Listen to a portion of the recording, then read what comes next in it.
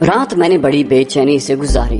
صبح 7 بجے کی گاڑی میں بیٹھ کر میں کلکتے کے ہاوڑا اسٹیشن سے بردوان کی طرف روانہ ہو گیا۔ مغربی بنگال سے جب آپ صوبہ بہار کی طرف جاتے ہیں تو دھنباد اور آسنول سے پہلے بردوان کا شہر آتا ہے۔ بردوان کلکتے سے زیادہ دور نہیں ہے۔ 1.5-2 گھنٹوں میں گاڑی نے مجھے بردوان پہنچا دیا۔ اسٹیشن سے باہر آ کر میں نے کسٹم گھاٹ بستی کا پوچھا اور اسٹیشن کے عقب میں ایک بستی دیکھی جو پرانے بوسیدہ مکانوں پر مشتمل تھی۔ جگہ جگہ مکانوں کے بیچ میں سے ناریل کے درختوں کے جھنڈ اوپر کو اٹھے ہوئے تھے۔ مکھیا نے بتایا تھا کہ جہاں پہنچ کر کمو بائی کا کسی سگریٹ پان والے سے پوچھ لینا۔ سگریٹ پان کا ایک کھوکھا بستی کے شروع میں ہی تھا۔ کھوکھے والا بنگالی گردن ایک طرف کیے پان لگا رہا تھا۔ میں نے کمو بائی کا پوچھا تو اس نے ایک نظر مجھ پر اوپر سے نیچے تک ڈالی اور بنگالی میں کہا، صبح صبح کس کا نام پوچھنے آ گئے ہو بابو؟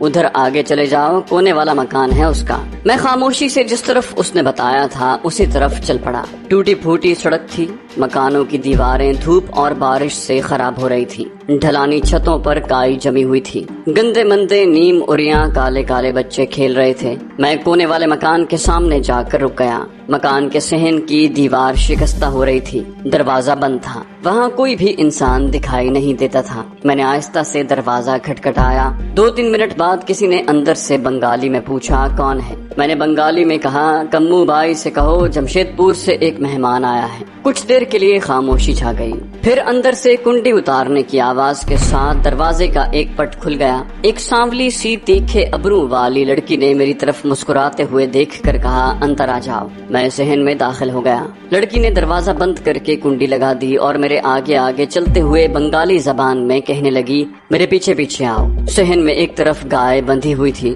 لڑکی نے مجھے ایک کمرہ کھول کر اندر بٹھا دیا اور یہ کہہ کر چلی گئی کہ بائی جی ابھی آتی ہیں۔ کمرے میں پرانے زمانے کا صوفہ پڑا ہوا تھا۔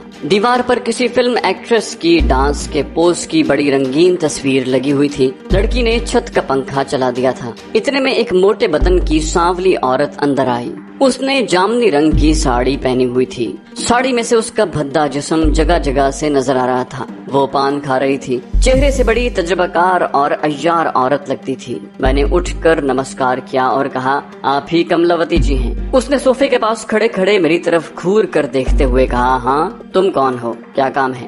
وہ بنگلہ زبان بول رہی تھی، میں بھی بنگلہ بول رہا تھا۔ میں نے کہا، بائی جی، میں جمشید پور سے آیا ہوں، میرا نام مدن لال ہے۔ اس کے ساتھ ہی میں نے جیب میں ہاتھ ڈال کر 100 روپے کے 2 نوٹ نکال کر اس کو پیش کرتے ہوئے کہا، جلدی میں آپ کے لیے مٹھائی وغیرہ نہیں خرید سکا، یہ میری طرف سے قبول کریں۔ کمو بائی نے فوراً نوٹ پکڑ لیے اور انہیں اپنے بلاؤز کے اندر ڈالتے ہوئے مسکرائی اور میرے سامنے صوفے پر بیٹھ گئی۔ اب اس کا لہجہ بڑا شیریں ہو گیا تھا۔ کہنے لگی، تم بنگالی نہیں لگتے ہو۔ میں نے کہا، جی ہاں بائی جی، میں بہاری ہوں مگر بنگال میں بھی بڑی دیر رہ چکا ہوں۔ کمو بائی نے بڑی زور سے کسی کا نام لے کر آواز دی۔ وہی سانولی لڑکی آ گئی۔ بائی نے کہا، کوئی جل پان لے آ۔ پھر میری طرف متوجہ ہو کر کہنے لگی، آپ دن کے وقت آئے ہیں، اس وقت میں آپ کی زیادہ خدمت نہیں کر سکتی، اکثر لڑکیاں اپنے اپنے گھروں میں جا چکی ہیں۔ میں نے کہا، میں تو صرف ایک لڑکی سے ملاقات کا خواہش مند ہوں۔ ساتھ ہی میں نے جیب سے 100 روپے کا ایک نوٹ نکال کر اس کو پیش کر دیا۔ کملا بائی نے جلدی سے نوٹ نکال کر بلاؤز کے اندر ڈال لیا اور پوچھا، کون سی لڑکی؟ میں نے کہا، بات یہ ہے کملا بائی کہ کلکتے میں مکھیا دادا میرا پرانا دوست ہے۔ جمشید پور سے میں اکثر اس کے پاس آتا جاتا رہتا ہوں۔ پچھلے دنوں میں نے اس کے پاس ایک لڑکی دیکھی جو مجھے پسند آ گئی۔ میں نے مکھیا سے کہا کہ یہ لڑکی میں اس سے خریدنا چاہتا ہوں۔ وہ بولا، مدن بابو، یہ ابھی نئی نئی آئی ہیں، 2-1 روز انتظار کر لو۔ کل میں اس کے پاس گیا تو اس نے بتایا کہ لڑکی تو میں نے بردوان کی کملا بائی کے ہاتھ بیچ دی ہے۔ لڑکی کا نام اس نے جمیلہ بتایا تھا اور مکھیا اور دھرمو اسے بنگلہ دیش سے اٹھا کر لائے تھے۔ بس میں اس لڑکی کے ساتھ کچھ وقت گزارنا چاہتا ہوں، تم جو کہو گی میں پیش کر دوں گا۔ کملا بائی عیار عورتوں کی طرح مسکراتے ہوئے مجھے دیکھ رہی تھی۔ کہنے لگی، بابو، تم جس لڑکی کی بات کر رہے ہو میں سمجھ گئی ہوں، وہ پنجابی لڑکی ہے۔ جمیلہ اپنا نام بتاتی ہے۔ اس کو مکتی باہنی والوں کے ساتھ مل کر دھرمو اور مکھیا محمد پور کی بستی سے اٹھا کر لائے تھے۔ وہ اپنا نام کرمو دادا یا شاید کرم داد بتاتی تھی۔ میں نے بے اختیار ہو کر کہا، ہاں، کرم دادا، یہی اس کے خاوند کا نام تھا۔ कमलावती ने हैरानी से पूछा, तुम्हें कैसे पता है?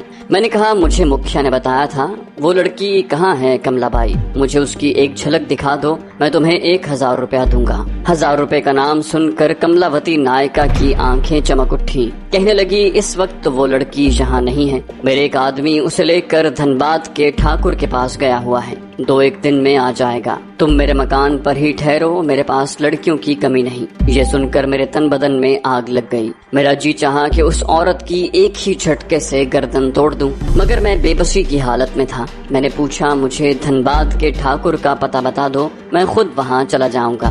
कमलावती ने ताज्जुब के साथ कहा, अरे दादा, तुम्हें वहाँ जाने की क्या जरूरत है? वहाँ जाओगे तो ठाकुर के आदमी तुम्हारी तिक्का बोटी कर देंगे। तुम यहीं ठहरो, मेरा आदमी जमीला को लेकर कल नहीं तो परसों आ जाएगा, फिर तुम उसके साथ टाइम गुजार लेना। सांवली लड़की चाय और कुछ मिठाई लेकर आई। मैं अजीब तजब्जुब में पड़ गया था। दिल में बार बार एक उबाल सा उठता था कि अभी गाड़ी में बैठकर धनबाद जाऊं और ठाकुर को कत्ल करके जमीला को वापस ले आऊं, मगर कमलाबाई ने मुझे ठाकुर का एड्रेस बताने से साफ इनकार कर दिया था। कहने लगी, ये हमारा उसूल नहीं है कि एक औरत को किसी के पास भेजें और फिर उसके पीछे किसी दूसरे आदमी को रकम लेकर भेजें। चाय का हर घूंट मुझे जहर लग रहा था। दिमाग में एक ही ख्याल गर्दिश कर रहा था, क्या करूं क्या ना करूं। आखिर चारों नाचार मुझे यही फैसला करना पड़ा कि बर्दवान में कमलावती के घर पर ही ठहर जाऊं और जमीला की वापसी का इंतजार करूं। कमलाबाई ने मेरे पास दौलत देख ली थी। उसने मेरी आओ भगत शुरू कर दी। दोपहर को खूब तरकारियां और मछली वगैरह बनवाई। शराब भी लाकर रख दी। मैंने कहा, मैं शराब नहीं पीता। हैरान होकर बोली, तुम कैसे तमाशबीन हो? कमलाबाई उर्फ कम्मो बाई के अड्डे पर मुजरा वगैरह नहीं होता था। वो औरतों को शहर के उन शरीफ बदमाशों के यहाँ सप्लाई करती थी जो उसके अड्डे पर नहीं आ सकते थे और जिन्हें अय्याशी के साथ साथ अपनी इज्जत व नामूस का भी बहुत ख्याल था। वो पुलिस को माहाना अदा करती थी, इसलिए बेफिक्र होकर ये धंधा कर रही थी। शाम के वक्त बाहर 2-3 रिक्शे बारी बारी आकर रुके। उनमें से मैंने कुछ साड़ी वाली लड़कियां उतरकर तेजी से कमलावती के मकान की तरफ आती देखी। मैं खिड़की से हटकर चारपाई पर बैठ गया। मेरा दिल अपनी बीवी जमीला के ख्याल से बोझल हो रहा था। समझ में नहीं आ रहा था कि ये अचानक कैसा इनकलाब आ गया कि कहाँ मैं अपनी बीवी के साथ अमन और इज्जत की जिंदगी बसर कर रहा था और कहाँ इस वक्त मैं एक नायिका के मकान पर बैठा हूँ और मेरी बीवी। उससे आगे कोई तसव्वुर अपने जहन में ला न सका। मैं उठकर बेचैनी से कमरे में टहलने लगा। कमलाबाई अचानक अंदर आ गई। कहने लगी, मदन बाबू, खाना नहीं खाओगे? आओ मेरे साथ। उसने बड़ी अदाए खास के साथ मेरा हाथ अपने हाथ में लिया और मेरे साथ लगकर मुझे कमरे से निकाल कर दूसरे कमरे में ले गई, जहाँ जमीन पर दरी बिछी हुई थी और दस्तरखान पर खाना लगा था। 2 लड़कियां पहले से वहाँ रेशमी साड़ियों में मलबूस बैठी थीं। उन्होंने एक साथ मुझे हाथ जोड़कर नमस्कार किया। मैंने बड़ी मुश्किल से अपने चेहरे पर मुस्कुराहट लाते हुए नमस्कार किया और दस्तरखान पर बैठ गया। हम खाना खाने लगे। खाने पर बंगला और उर्दू दोनों जबानों में बातें हो रही थी। एक लड़की का रंग जरा खिलता हुआ था। वो बंगाली नहीं लग रही थी, वो उर्दू भी साफ बोल रही थी। कमलाबाई ने उसकी तरफ इशारा करते हुए मेरी तरफ झुककर कहा, ये लड़की तुम्हारे देश की है, बिहारन है, पढ़ी लिखी है, अंग्रेजी भी बोल लेती है। मैं इसे तुम्हारे पास भेजूंगी। और फिर बेशर्मी से मुस्कुराते हुए लड़की की तरफ देखकर बोली, अरे प्रामिला, तुम्हें मदन बाबू कैसे लगते हैं? प्रामिला ने शर्माते हुए कहा, अच्छे लगते हैं। मुझे ये सब कुछ एक डरावने ख्वाब की तरह लग रहा था। मेरा जहन बार बार अपनी बीवी जमीला की तरफ जाता था कि वो धनबाद में किसके पास होगी, उसके साथ क्या गुजर रही होगी, वो क्या सोच रही होगी, कहीं वो खुदकुशी न कर ले। जहन में तरह तरह के परेशान कर देने वाले ख्याल आ रहे थे। मैं खाना जहर मार करके अपने कमरे में आ गया। रात गुजरती जा रही थी। नींद मुझसे कोसों दूर थी। दिमाग आतिश फिशां पहाड़ के लावे की तरह दहक रहा था। कभी चारपाई पर बैठ जाता, कभी उठकर टहलने लगता। इतने में दरवाजे पर किसी ने आहिस्ता से दस्तक दी। मैंने पूछा, क्या बात है? दूसरी तरफ से किसी औरत ने उर्दू में कहा, मैं हूँ प्रामिला, दरवाजा खोलें, मुझे आपसे एक जरूरी बात करनी है। ये वही लड़की थी जिसका तारुफ दस्तरखान पर कमलाबाई ने मुझसे करवाया था। वो धीमी आवाज में बोल रही थी। मैंने दरवाजा खोला तो वो जल्दी से अंदर आकर मेरी चारपाई पर बैठ गई। कहने लगी, दरवाजा बंद कर दें। मैंने दरवाजा बंद कर दिया और कुर्सी खींचकर उसके सामने बैठ गया। क्या बात करनी है तुम्हें? लड़की ने मुस्कुराते हुए कहा, इतनी जल्दी भी क्या है मदन बाबू, میں نے کہا مجھے سخت نیند آ رہی ہے، میں سونا چاہتا ہوں، جلدی بتاؤ تم مجھ سے کیا بات کرنے آئی ہو۔ لڑکی ایک دم سنجیدہ ہو گئی، کہنے لگی تم نے صبح کملا بائی کے ساتھ جمیلہ نام کی پنجابی لڑکی کے بارے میں جو باتیں کی تھیں وہ ساری میں نے سن لی تھی، مجھے بتاؤ کیا سچ مچ تم اس لڑکی سے محبت کرتے ہو؟ میں محتاط ہو گیا، میں نے سنبھل کر کہا تم یہ کیوں پوچھ رہی ہو؟ وہ بولی اس لیے کہ ایک تو تم ہندو ہو، میرے وطن کے ہو، دوسرے لڑکی پنجابی ہے اور مسلمان ہے، تمہیں اس کا اتنا خیال کیوں ہے کہ تم اس طرح اس کی خاطر کلکتے سے یہاں آ گئے ہو اور اس کے ساتھ ایک رات بسر کرنے کے 1000 روپے تک دینے کو تیار ہو؟ میں نے یوں ہی کہہ دیا کہ مجھے وہ لڑکی پسند آ گئی تھی۔ پرامیلا نے کہا صرف پسند آ جانے سے کوئی مرد کسی لڑکی کی خاطر شہر چھوڑ کر دوسرے شہر نہیں پہنچ جاتا۔ میرے دل میں اچانک خیال آیا کہ اس لڑکی سے جمیلہ کے بارے میں مزید معلومات حاصل ہو سکتی ہیں، ممکن ہے اسے دھنباد شہر کے اس ٹھاکر کا پتہ بھی معلوم ہو جس کے پاس کملا بائی نے جمیلہ کو بھیجا ہوا ہے۔ میں نے کہا تو پھر یوں ہی سمجھ لو کہ میں اس پنجابی مسلمان لڑکی سے محبت کرنے لگا ہوں، میں اس کی ایک جھلک دیکھنے کو بے چین ہوں۔ کیا تم مجھے دھنباد کے ٹھاکر کا مکان بتا سکتی ہو کہ کہاں ہے؟ میں دھنباد جا کر اس مسلمان لڑکی کی صرف ایک جھلک دیکھ کر واپس آ جاؤں گا۔ پرامیلا میری طرف دیکھتے ہوئے شرارتی انداز میں مسکرا رہی تھی۔ جب میں نے اپنی بات ختم کی تو کہنے لگی کیا سچ مچ تم اس مسلمان لڑکی سے اتنا پیار کرتے ہو؟ میں نے کہا میں اس کے ساتھ اس سے بھی زیادہ پیار کرتا ہوں۔ پرامیلا کہنے لگی اگر تم واقعی اس لڑکی سے اتنا پیار کرتے ہو تو تمہیں یہ بتانا میں اپنا فرض سمجھتی ہوں کہ وہ پنجابن لڑکی جس کا نام جمیلہ ہے اور جسے کملا بائی نے کلکتے کے مکھیا سے خریدا تھا اور مکھیا جسے بنگلہ دیش کی محمد پور کی بستی سے اٹھا کر لایا تھا، دھنباد کسی ٹھاکر کے ہاں نہیں گئی۔ میں حیران ہو کر پرامیلا کا منہ دیکھنے لگا۔ تو پھر کہاں ہے وہ؟ پرامیلا جلدی سے اٹھ کر بند دروازے کے پاس گئی، اس نے کان لگا کر باہر کچھ سننے کی کوشش کی، پھر ایک دم سے کنڈی اتار کر دروازہ کھول دیا اور باہر جھانک کر دیکھا، باہر کوئی نہیں تھا۔ اس نے دروازہ بند کر کے کنڈی لگا دی اور چارپائی پر آ کر بیٹھ گئی، کہنے لگی جمیلہ کو کملا بائی نے شری راج کے آدمیوں کے ہاتھ 10,000 روپے میں بیچ دیا ہے اور شری راج کے آدمی جمیلہ کو لے کر دلی چلے گئے ہیں۔ یہ ایک اور دھماکہ تھا جو ایٹم بم کی طرح میرے دماغ میں ہوا۔ میں بت بن کر بیٹھا تھا اور پرامیلا جو کچھ کہہ رہی تھی اسے سن رہا تھا۔ وہ کہہ رہی تھی شری راج دلی کا ایک اونچے درجے کا ماڈرن بدماش ہے، اس کے پاس کرائے کے قاتل بھی ہیں اور نہایت اونچے درجے کی حسین و جمیل ماڈرن تعلیم یافتہ طوائف لڑکیاں بھی ہیں۔ ان لڑکیوں کو وہ بھارتی سرکار کے بڑے بڑے افسروں کے ہاں بھاری معاوضے پر سپلائی کرتا ہے اور اپنی پسند کے ٹھیکے اور ٹینڈر منظور کرواتا ہے۔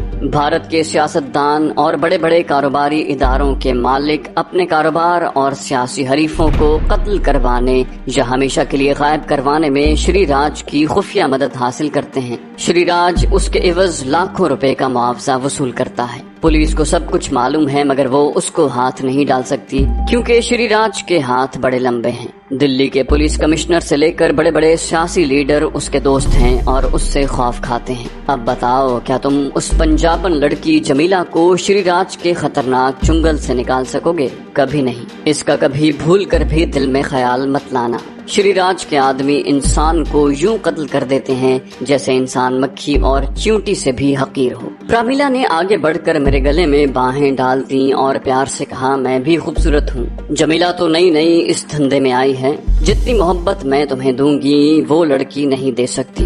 میرے جسم میں ایک طوفان سا مچا ہوا تھا، خون میں ہے جانی کیفیت تھی۔ اگر یہ لڑکی سچ کہہ رہی تھی تو پھر جمیلہ ایک ایسے مافیا کے جال میں پھنس گئی تھی یا پھنسنے والی تھی جہاں سے اسے نکالنا جان جوکھوں کا کام تھا اور جہاں سے اسے نکالنے کے لیے مجھے سر دھڑ کی بازی لگانی تھی۔ میں نے پرامیلا سے پوچھا کیا تم سچ کہہ رہی ہو؟ وہ بولی مجھے جھوٹ بولنے کی کیا ضرورت ہے بھلا، یہ سارا سودا میری آنکھوں کے سامنے ہوا ہے۔ بیچاری لڑکی جمیلہ رو رہی تھی مگر اس کی کسے پرواہ تھی، وہاں شری راج کے آدمیوں نے اسے پسند کر لیا تھا، شاید اس لیے بھی کہ وہ یہاں کی لڑکیوں میں سب سے زیادہ خوبصورت تھی اور اس کا جسم بھی بڑا سڈول تھا۔ میں نے پرامیلا کا ہاتھ اپنے ہاتھ میں لے لیا اور کہا پرامیلا اگر مجھے یقین ہو جائے کہ جمیلہ نام کی لڑکی کو واقعی کملا بائی نے شری راج کے آدمیوں کے ہاتھ فروخت کر دیا ہے تو میں اس کی یاد کو ہمیشہ کے لیے اپنے دل سے نکال دوں گا اور تمہیں اپنی محبوبہ بنا لوں گا۔ پرامیلا نے میرے بالوں میں پیار سے انگلیاں پھیرتے ہوئے کہا،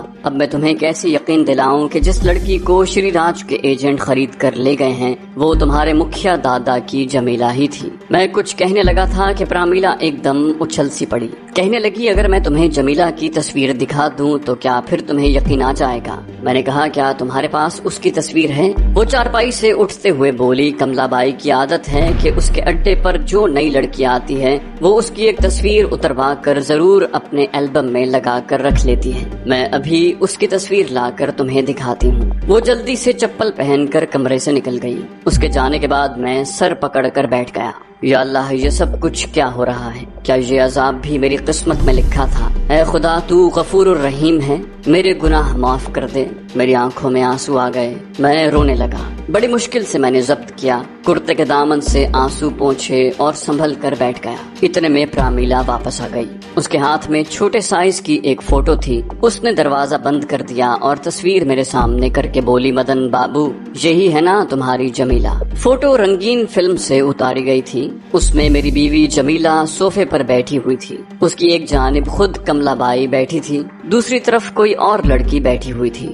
دونوں نے جمیلہ کو جیسے درمیان میں جکڑ رکھا تھا۔ دونوں عورتیں مسکرا رہی تھیں، جبکہ میری بیوی جمیلہ کے چہرے پر ہوائیاں اڑ رہی تھیں۔ اس کی آنکھوں میں سیاہ ہلکے پڑ گئے تھے۔ وہ اس طرح دیکھ رہی تھی جیسے خلاؤں میں اپنی زندگی کے گزرے ہوئے باعزت باوقار ایام کو تلاش کرنے کی بے سود کوشش کر رہی ہو۔ میرے حلق سے چیخ نکلتے نکلتے رہ گئی۔ میں نے کچھ بولنا چاہا مگر آواز میرے گلے میں گھٹ کر رہ گئی۔ پرامیلا نے میری بدلی ہوئی کیفیت کو محسوس کر لیا تھا۔ کہنے لگی، مدن بابو، تمہاری طبیعت تو ٹھیک ہے نا؟ میں نے کہا، ہاں ٹھیک ہے۔ میں نے تصویر اسے واپس کر دی اور کہا، اب مجھے یقین آ گیا ہے۔ پرامیلا مجھے بازو سے پکڑ کر چارپائی پر لے آئی۔ مجھے اپنے آپ پر قابو حاصل کرنے میں کچھ وقت ضرور لگا، لیکن میں نے اپنے آپ کو سنبھال لیا کیونکہ مجھے پرامیلا سے ابھی کچھ مزید معلومات حاصل کرنی تھی۔ میں نے اسے کہا، یہ شری راج تو بڑا بدماش آدمی ہے۔ یہ بھارت کی راجدھانی میں رہ کر یہ سب کچھ کر رہا ہے اور کوئی اسے پوچھنے والا نہیں۔ وہ کہنے لگی، تم بھارت کے لیڈروں اور بڑے بڑے افسروں کو کیا سمجھتے ہو؟ سب کرپٹ ہیں اور عیاش ہیں۔ جو دو ایک ان میں دیانتدار ہیں وہ بوڑھے ہو چکے ہیں، ان کی کوئی نہیں سنتا۔ مجھے معلوم تھا کہ اگر میں نے شری راج کے بارے میں براہ راست کوئی سوال کیا تو پرامیلا کو خامخواہ شک پڑے گا کہ میں اب بھی جمیلہ کو نہیں بھولا اور اس کی تلاش میں جانے کا ارادہ رکھتا ہوں۔ چنانچہ میں نے ویسے ہی بے نیازی کے انداز میں پوچھا، یہ شری راج تو کسی بہت بڑے محل میں رہتا ہوگا؟ پرامیلا اپنے کام میں لگی ہوئی تھی جبکہ میں اس کے پیار سے بالکل بے تعلق ہو کر بیٹھا ہوا تھا۔ کہنے لگی، دلی میں سنا ہے اس کے 4 بنگلے ہیں، کبھی کسی بنگلے میں ہوتا ہے کبھی کسی بنگلے میں۔ کتنی ہی کاریں ہیں اس کی۔ ویسے گیتا بھون نام کا اس کا بنگلہ بڑا مشہور ہے۔ میں نے تو نہیں دیکھا مگر سنا ہے کہ نئی دلی میں کسی جگہ پر ہے۔ مگر تم کیوں اس کا پوچھ رہے ہو؟ میری طرف دیکھو، کیا میں جمیلہ سے کم خوبصورت ہوں؟ اور پرامیلا کھلکھلا کر ہنس پڑی۔ مجھے اس کی ہنسی زہر لگی۔ میں جتنی جلدی ہو سکے دلی پہنچنا چاہتا تھا تاکہ اس سے پہلے کہ میری بیوی وہاں سے بھی غائب کر دی جائے میں وہاں پہنچ جاؤں۔ میں نے سوچا کہ پرامیلا سے جمیلہ کی فوٹو حاصل کر لی جائے تو اسے تلاش کرنے میں بڑی مدد ملے گی۔ جمیلہ کی فوٹو ابھی تک پرامیلا کے پاس ہی تھی۔ اس نے تصویر سرہانے کے نیچے رکھ دی۔ میں پرامیلا کے ساتھ دل پر پتھر رکھ کر دل لگی کی باتیں کرنے لگا۔ رات کے کسی لمحے جب میں نے پرامیلا کو غافل پایا تو سرہانے کے نیچے سے جمیلہ کی فوٹو کو نکال کر اپنے قبضے میں کر لیا۔ اب میرا وہاں کوئی کام نہیں تھا۔ اس وقت رات کا 1 بج رہا تھا۔ پرامیلا چارپائی پر بے سدھ ہو کر گہری نیند سو رہی تھی۔ بتی جل رہی تھی۔ میں دن نکلنے کا انتظار نہیں کر سکتا تھا، چنانچہ میں نے اپنا لباس درست کیا اور دروازہ کھول کر خاموشی سے باہر نکل گیا۔ بردوان شہر کی اس بستی پر گہری خاموشی چھائی ہوئی تھی۔ بازار میں کوئی دکان نہیں کھلی ہوئی تھی۔ بستی کے دوسرے کونے کی جانب سے چوکیدار کے لٹ کی آواز کسی وقت آ جاتی تھی۔ میں ریلوے اسٹیشن کی طرف چلنے لگا۔ وہاں کوئی رکشہ وغیرہ بھی نہیں تھا۔ اسٹیشن زیادہ دور نہیں تھا۔ اسٹیشن پر چند ایک مسافر نظر آئے۔ ایک قلی سے پوچھا تو اس نے بتایا کہ کلکتے جانے والی گاڑی صبح 4 بجے آئے گی۔ میں کلکتے میں حاجی فرید احمد صاحب سے مل کر اور انہیں تمام صورتحال سے آگاہ کرنے کے بعد دلی جانا چاہتا تھا۔ اسٹیشن پر کسی نہ کسی طرح میں نے وقت گزار دیا۔ گاڑی آئی اور میں اس میں بیٹھ گیا۔ ट्रेन ने मुझे दिन निकलते ही कलकत्ते पहुंचा दिया। वहां से सीधा हाजी साहब के फ्लैट पर आ गया। हाजी साहब जाग रहे थे। मुझे देखकर बोले, करमदाद क्या हुआ? मैंने उन्हें सारी बात बयान कर दी और जमीला की फोटो भी दिखाई। इस पासपोर्ट साइज की रंगीन फोटो में जमीला के साथ नायिका कमला बाई भी बैठी हुई थी। जमीला का परेशान और बीमारों वाला चेहरा देखकर हाजी साहब ने इंतहाई अफसोस के साथ कहा, खुदा इन लोगों को गारत करे, एक शरीफ घराने की खातून को किस मुसीबत में डाल दिया है। उन्होंने मेरे लिए नाश्ता मंगवाया। कहने लगे, अब तुमने क्या सोचा है? मैंने कहा, मैं अपनी बीवी की तलाश में दिल्ली जाऊंगा और उसे श्रीराज के फंदे से निकाल कर जैसे भी हो सका आपके पास आऊंगा। हाजी साहब सोच में पड़ गए। कहने लगे, दिल्ली भारत की राजधानी है, बड़ा शहर है, क्या तुम वहाँ किसी को जानते हो? मैंने कहा, मैं ढाके से सिर्फ एक बार वीजा लेकर दिल्ली गया था, इस बात को भी काफी बरस हो गए हैं। हाजी साहब कहने लगे, श्रीराज जैसा कि तुमने बताया है कि एक बहुत बड़े और ऊंचे दर्जे के जराइम पेशा गिरोह का लीडर है, तुम अकेले इन कातिल लोगों का कैसे मुकाबला करोगे? मैंने कहा, मुझे अपनी जान की परवाह नहीं है हाजी साहब, मैं अपनी इज्जत, अपनी गैरत के लिए सब कुछ कर सकता हूँ। हाजी साहब बोले, तुम ठीक कह रहे हो, लेकिन इसके लिए भी अक्ल की और किसी मंसूबा बंदी की जरूरत होगी। ऐसा तो होगा नहीं कि तुम श्रीराज के बंगले में जाओ, वहाँ सामने जमीला बीबी बैठी हुई हो और तुम उसे साथ लेकर वापस आ जाओ। वो लोग अगर जमीला बीबी को यहाँ से खरीद कर ले गए हैं तो किसी मकसद के लिए ले गए हैं और उसकी हिफाजत भी कर रहे होंगे। मैंने मायूसी के लहजे में कहा, तो फिर आप मुझे क्या मशवरा देते हैं? हाजी साहब ने चाय का खाली ग्लास मेज पर रख दिया और बोले, मुझे सोचने की मोहलत दो। मैंने कहा, हाजी साहब मेरे पास इतना वक्त नहीं है, मुझे डर है कि अगर देर हो गई तो मेरी बीवी वहाँ से भी कहीं गायब न कर दी जाए। हाजी साहब ने मेरी बात का कोई जवाब न दिया। वो गहरी सोच में थे और आराम कुर्सी पर बैठे खिड़की के बाहर बिजली के तारों पर बैठे हुए कबूतरों को देख रहे थे। उनके जहन में कोई ख्याल आया। वो मेरी तरफ देखकर बोले, एक बात हो सकती है, दिल्ली में मेरे एक दोस्त मुश्ताक अली का होटल है, मैं उसे टेलीफोन पर तुम्हारे बारे में सब कुछ बता दूंगा। वो मेरा बड़ा काबिल एतमाद दोस्त है। तुम ठहरना भी उसी के होटल में। उसके होटल में हर किस्म के लोग आते जाते हैं। वो इस पोजीशन में है कि तुम्हारी कोई मदद कर सके। मेरी राह थोड़ी सी आसान हो गई थी। हाजी फरीद अहमद ने मुश्ताक अली को दिल्ली टेलीफोन करके सारी बातें खुलकर बयान कर दी। मैं रात की गाड़ी में बैठकर दिल्ली रवाना हो गया।